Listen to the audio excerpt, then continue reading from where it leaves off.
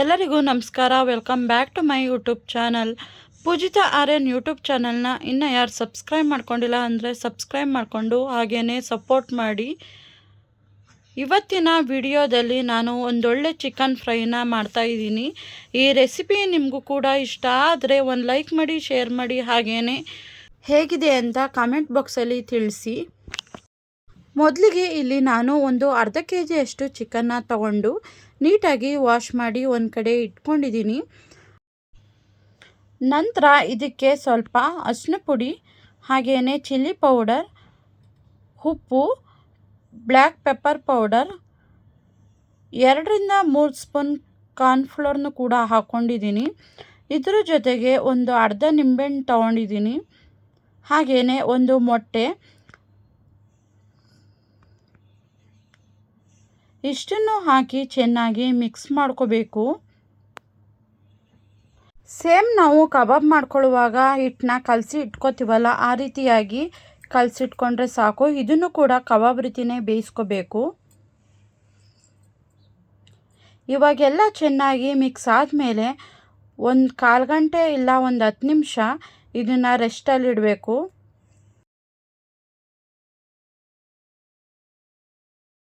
ಇವಾಗ ನೋಡ್ತಿರ್ಬೋದು ಯಾವ ರೀತಿ ಚೆನ್ನಾಗಿ ಮಿಕ್ಸ್ ಮಾಡ್ಕೋತಾ ಇದ್ದೀನಿ ಅಂತ. ಈ ರೀತಿ ಆದಮೇಲೆ ಒಂದು ಕಡೆ ಇಟ್ಕೊಂಡು ಇದ್ರ ಜೊತೆಗೆ ಒಂದು ಮಸಾಲೆನ ರೆಡಿ ಮಾಡ್ಕೋಬೇಕು.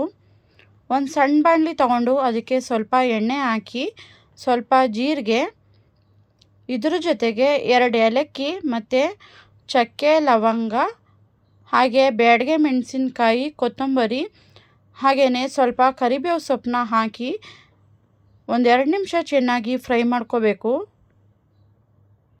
ಲೋ ಫ್ಲೇಮಲ್ಲೇ ಒಂದು 2 ನಿಮಿಷ ಹುರ್ಕೊಂಡ್ರೆ ಸಾಕು. ಹೈ ಫ್ಲೇಮಲ್ಲಂತೂ ಸೀದೋಗೋ ಚಾನ್ಸಸ್ ಜಾಸ್ತಿನೇ ಇರುತ್ತೆ. ಇವಾಗ ಹುರ್ಕೊಂಡು ತಣ್ಣಗಾಗೋ ಗಂಟ ಸೈಡಲ್ಲಿ ಇಟ್ಕೊಂಡಿದ್ದೀನಿ.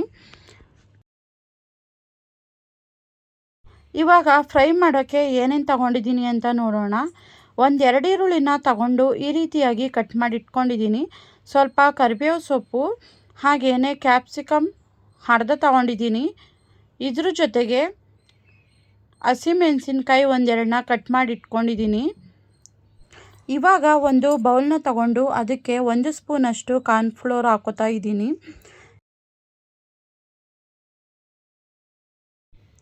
ಕಾರ್ನ್ಫ್ಲೋರ್ ಜೊತೆಗೆ 1ರಿಂದ 2 ಸ್ಪೂನಷ್ಟು ಟೊಮೊಟೊ ಸಾಸ್ ಕೂಡ ಹಾಕ್ಕೊಂಡಿದ್ದೀನಿ. ಇದ್ರ ಜೊತೆಗೆ ಸ್ವಲ್ಪ ಹುಣಸೆ ಹಣ್ಣಿನ ರಸ ಕೂಡ ಹಾಕೋಬೇಕು.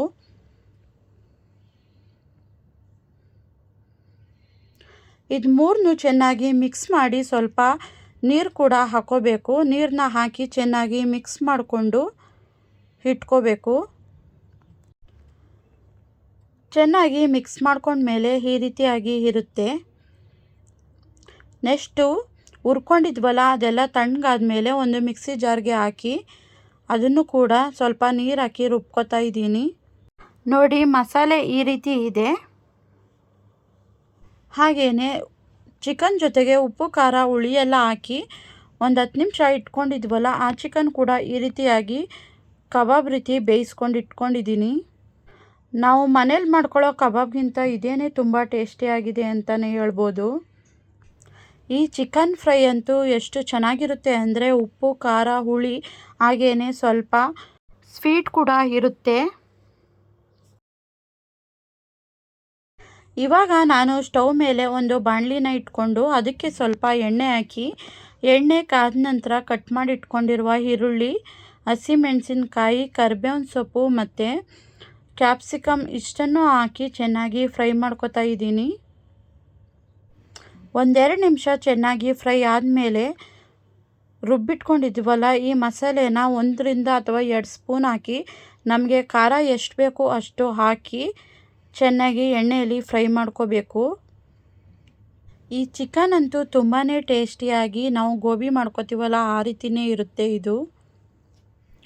ಖಾರ ಎಲ್ಲ ಹಾಕಿ ಎಣ್ಣೆಯಲ್ಲಿ ಫ್ರೈ ಆದಮೇಲೆ ಕಾರ್ನ್ಫ್ಲೋರ್ ಮತ್ತು ಟೊಮೊಟೊ ಸಾಸು, ಹುಣಸೆ ಹಣ್ಣಿನ ರಸ ಮೂರನ್ನು ಮಿಕ್ಸ್ ಮಾಡಿ ಇಟ್ಕೊಂಡಿದ್ವಲ್ಲ ಅದನ್ನು ಕೂಡ ಹಾಕಿ ಬಾಣಲಿಗೆ ಮಿಕ್ಸ್ ಮಾಡ್ಕೋತಾ ಇದ್ದೀನಿ. 1-2 ನಿಮಿಷ ಮಿಕ್ಸ್ ಆದಮೇಲೆ ನಮ್ಗೆ ಎಷ್ಟು ಬೇಕೋ ಅಷ್ಟು ಸ್ವಲ್ಪ ನೀರನ್ನ ಮಾತ್ರ ಹಾಕಬೇಕು.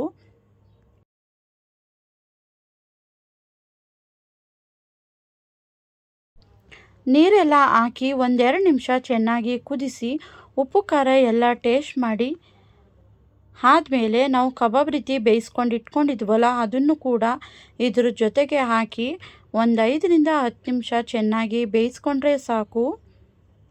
ತುಂಬ ಟೇಸ್ಟಿಯಾದ ಚಿಕನ್ ಫ್ರೈ ರೆಡಿಯಾಗುತ್ತೆ. ಹಾಗೆಯೇ ಕೊನೆಯಲ್ಲಿ ಸ್ವಲ್ಪ ಇದಕ್ಕೆ ಕೊತ್ತಂಬರಿ ಸೊಪ್ಪು ಕೂಡ ಹಾಕಿ ಚೆನ್ನಾಗಿ ಮಿಕ್ಸ್ ಮಾಡ್ಕೋಬೇಕು.